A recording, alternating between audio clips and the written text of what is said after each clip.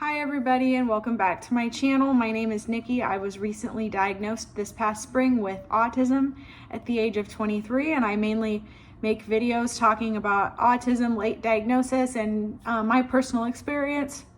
So if that is something that you are interested in, I would highly suggest subscribing if you haven't already. And I also have my social media pages linked down in the description below if you would like to check me out on any of my social media platforms.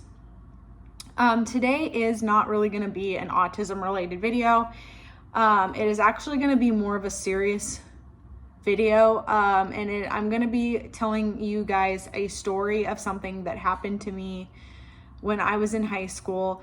And this is actually something that I have never told anybody. I haven't even told this story to my parents or to my closest friends. It's something that I've been kind of ashamed of in the past and have blamed myself for. And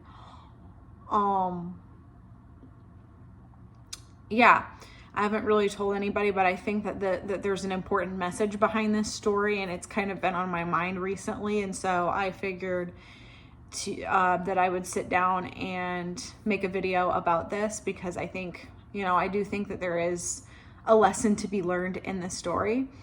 Before I get into the story, I'm going to issue a little bit of a trigger warning. If I am going to be talking about SA in this video, so if that is something that is triggering or upsetting for you, this might not be the video for you, and that's totally fine if you need to click out of this video. If you are a kid, if you are a child, please click out of this video. This is not for you to watch. Or if you have any kids around you, you might want to save this video for later or get your kids out of the room. But yeah. And I'm also going to be touching on a few things that I'm not going to get super into detail, but I will be touching on some things that are a little graphic. So again, if you're easily grossed out by things, you also probably should not watch this. So yeah, we can go ahead and get into the story. It takes place the summer before my senior year of high school. I was working at a fast food restaurant at the time, and I had a guy friend that I worked with at the fast food restaurant who was also a high school student that I kind of hung around with a lot when we worked together. And then he was also dating a girl who also worked with us at the time. And then we had this one guy who worked as a cook at the fast food restaurant at the time. Just to make things easier, I'm gonna give everybody fake names. So we will call my guy friend, we will call him Jeff, and then we'll call the guy that he was dating, who is also working with us, we'll call her Marie, and then we'll call the cook, who's going to be the main character of this story, we will refer to him as Mark. So Jeff, Marie, and Mark. So one day I was going to have the next day off of work, and I was going to actually have the next 2 days off of work. So I was going to have the day off of work the next day, and the night before I get a message on Facebook Messenger from Jeff saying, hey, tomorrow me and Marie were going to go to the movies and see the Spider-Man movie, because that came out at this time. And Mark really likes you, and I was wondering if you would be interested in going on a double date tomorrow to the movie. It'll be me and Marie, and then you and Mark. And I was like, sure, that sounds great. Let's do it. So the next morning, we all meet up and we go see the Spider-Man movie, and we go to the movie, and then after we're done at the movie, we kind of walk around the shopping center area that the movie theater was at for a little bit. And then after that, it was probably like 3 or 4 o'clock at this point. Either Mark or not Mark. Mark had the day off of work as well, but it was either Jeff or Marie. One of the two had to go and work. Like they were scheduled to work a night shift or whatever. So both of them had to take off. So I figured Mark was just going to drive me back home at this time. And I do want to preface this before I get into the rest of the story that I will admit that I was very innocent as a teenager. Mainly because my parents kind of sheltered me when it came to, you know, stuff like that. So I was very innocent before anybody says anything. But I just kind of thought that Mark was going to drive me home and we were going to plan on, you know, scheduling another time for us to get together and hang out and see each other. But instead, we get in the car, and we get in Mark's car, and he says, "Hey, would you like to go pick up something to eat at McDonald's or something?" And I was like, "Sure, I'm kind of hungry," because I hadn't really eaten anything anyway that day. I just had like popcorn and snacks at the movie, so I was kind of hungry for something to eat. So we go to McDonald's and we get our food from the drive-thru.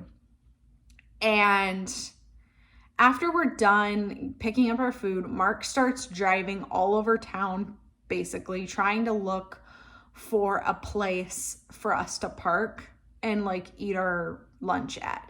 And I thought that was kind of weird. And like he said he was looking for a place that was kind of private that we could park and eat our lunch at. And like red flags were kind of going off in my head at this point. Because I thought that,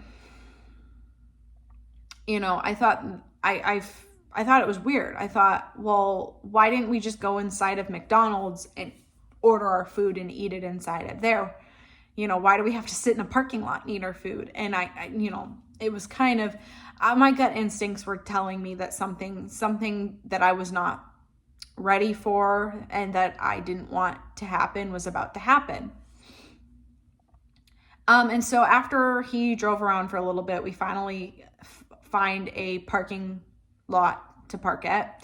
It was kind of a private area, but it was in it was a public parking lot, but kind of like, you know, not a lot of people were parked there. It was a parking lot like right behind like a strip mall building. So, you know, nobody was really parked behind there. I think there might have been like one car, you know, on the other end of the parking lot that like nobody was sitting in, like that might have belonged to like an employee that worked in this strip mall.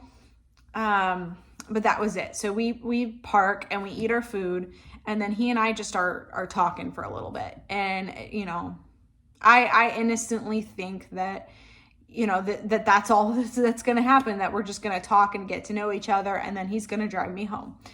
No, I was wrong. Next thing you know, and again, I'm not going to get too into detail, but I am going to touch on some things that are kind of graphic. But next thing you know, he and I, our pants are both off and we're doing things that I was not ready for. And I'm going to say that although I went along with it and I acted like I was okay with this and I wanted this and I wanted to do this, I really didn't.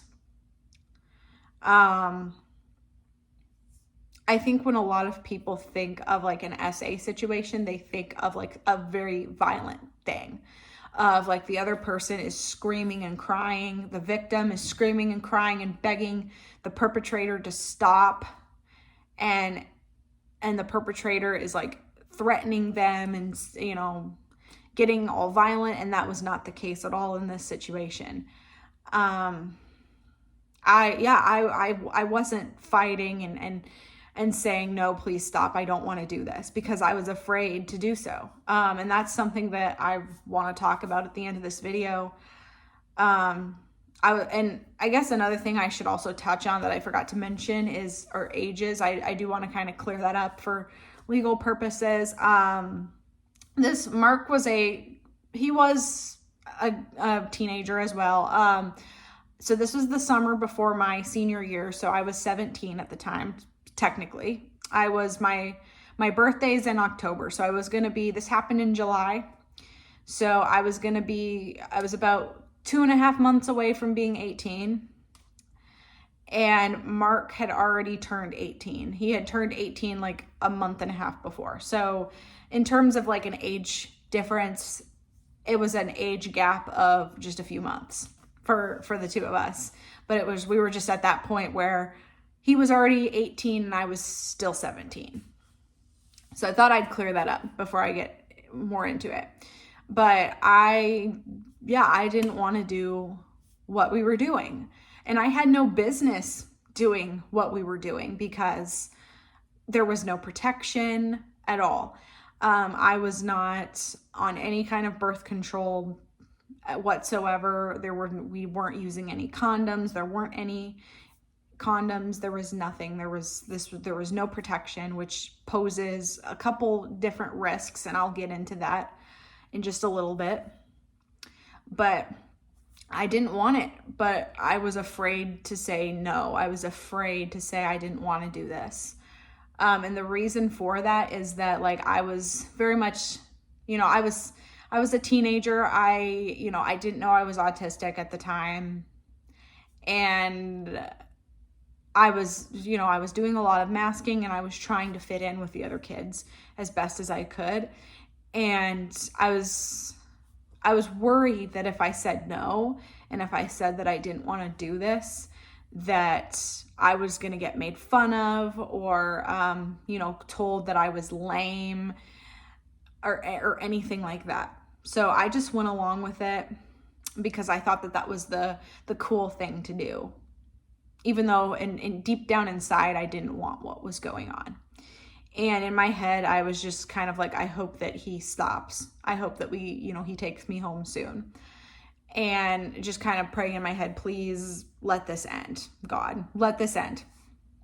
And then so eventually, because it was it wasn't like super late. It wasn't like pitch black outside, but it was like 6-7 o'clock at night at this point. And my mom would have already gotten home from work by now. And I mean, I will say my mom is kind of more on the overprotective side. I mean, she knew I was going out with people. I told her. But I didn't tell her like when to expect me home and things like that, because I wasn't sure when we were going to get home. But she just kept like kind of texting me, like not like completely blowing up my phone, but texting me just every few minutes, like, when are you coming home? Are you going to be home soon? Where are you? What are you doing? That sort of thing. You need to come home soon. It's getting late, like that kind of thing. And I just, because I wasn't going to tell my mom what we were actually doing and where we really were, because I knew she would have been pissed. So I just texted back and I said, we're at McDonald's right now. We just ate dinner and we're just kind of sitting here and talking. And like every time she would message me to let me know, where are you guys? Are you still at McDonald's? Are you coming home? I just would tell her, yeah, we're still at McDonald's. We finished eating. We're just kind of sitting here talking and getting to know each other. Like I made her think that he and I were just like on this deep conversation at a McDonald's, rather than what we were actually doing, because I knew my mom would have flipped if she knew what we were actually doing.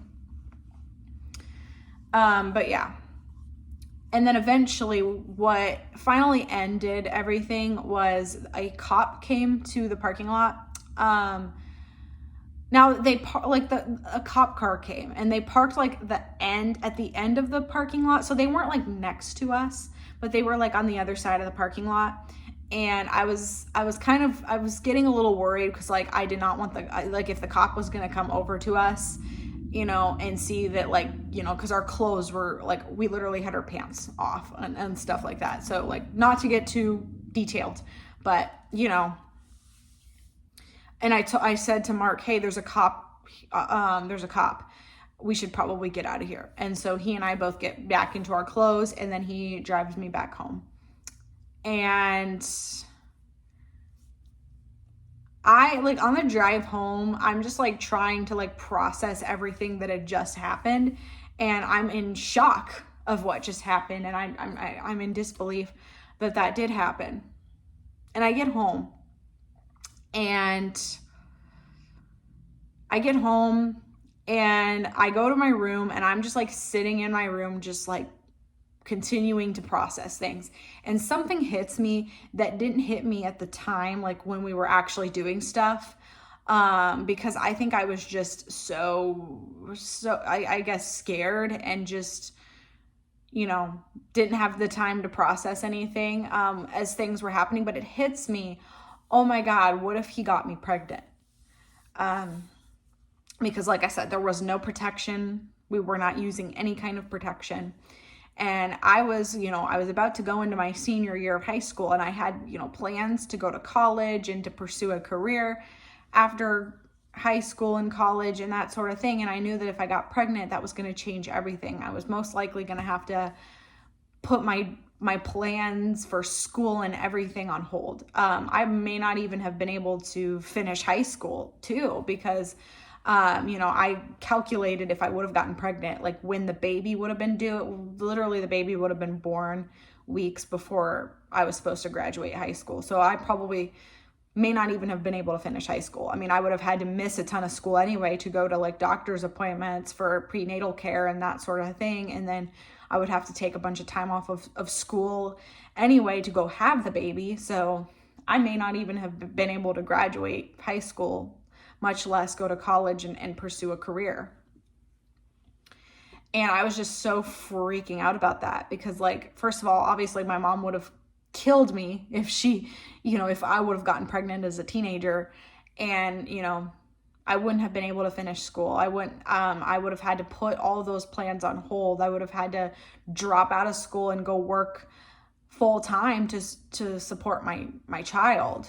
And, without an education, without even a high school education, my options for, careers and employment and things like that would have been very limited and very, mostly stuff like minimum wage. Like, I was working a fast food job. I was making $9 an hour, which was the state minimum wage at the time. That is not enough to provide for a kid. That's probably not even enough to provide daycare for the kid. But the other thing is my mom and I were literally living in a 2-bedroom, 2-bath apartment that wasn't even 1,000 square feet.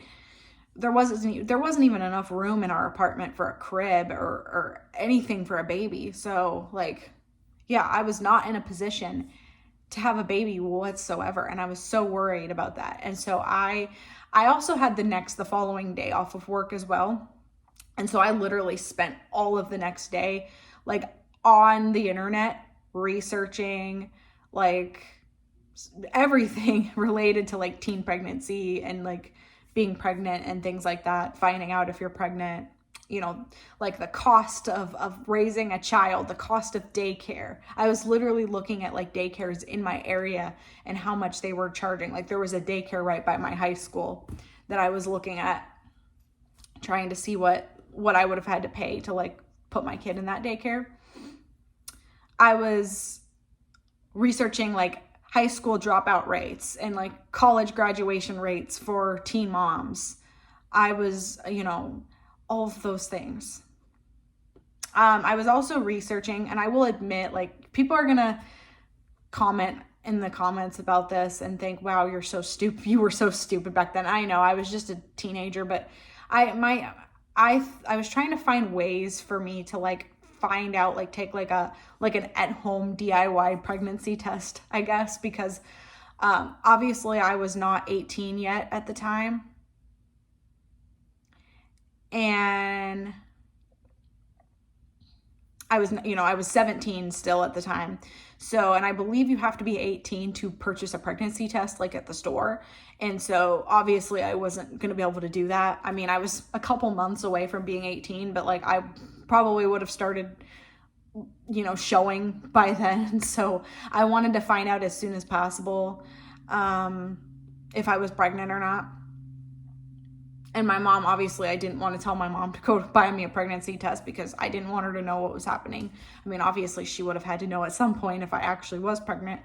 But, until then, I was going to keep things a secret until she needed to know. And so, I was researching, and obviously, I now know that,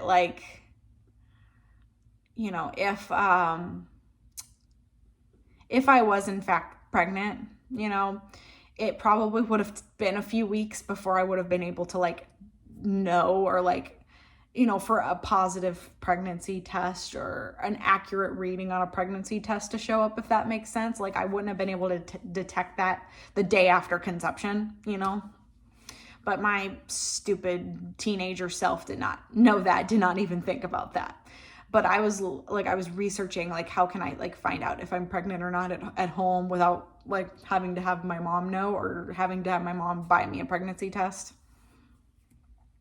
And I don't know if anyone's heard of this, but there was this one thing that I found where if you like, if you collect a urine sample and then you pour bleach into it, and if it foams up, it means you're pregnant.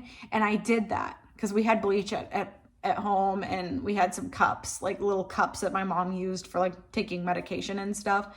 So I did that. I peed in one of these little cups, and I poured in some bleach while like nobody was home, and it foamed up, and I was like, oh shit, I'm in trouble.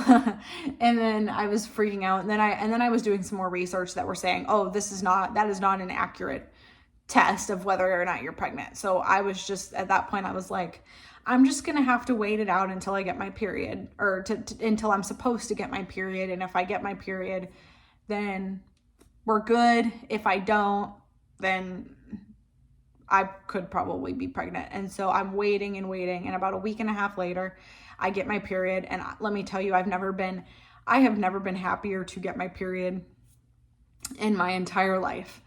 But yeah, that is just that story. And I want to end this here by just kind of talking about more of the lessons behind this book, or this story. I mean, I want to remind everybody that consent does not mean the absence of the word no. If you're a teenager, or if you're that age, or anybody, consent does not mean the absence of the word no. Consent is not somebody saying yes because they're afraid to say no.